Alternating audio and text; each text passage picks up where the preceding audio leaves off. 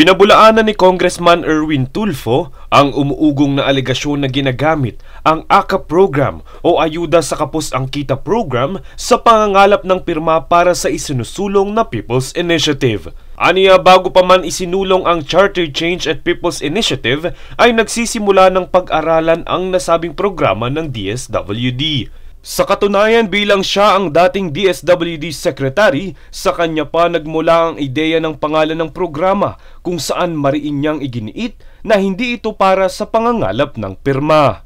Paliwanag ni Congressman Tulfo, dahil nakatuon ang pansin ng DSWD sa poorest of the poor, ay tututukan naman ng programang AKAP ang mga may kayang Pilipino na kinakapos ang sahod para sa pang-araw-araw na gastos. Aniya, binibigyang pansin ng programang ito ang mga pamilyang hindi gaano kahirap at hindi rin gaano kayaman na ang kita ay 23,000 lamang pababa. The purpose nung AKAP po is maganda po yung intention para po sa mga kababayan natin na hindi naabutan ng tulong, waiter, driver, janitor, CQ, etc. Sila ho yun na kahit paano maparamdam naman na kasama lagi sila, inclusive sila.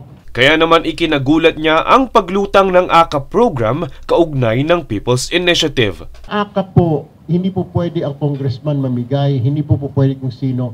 Ang tanging magbibigay lang po niyan ay DSWD.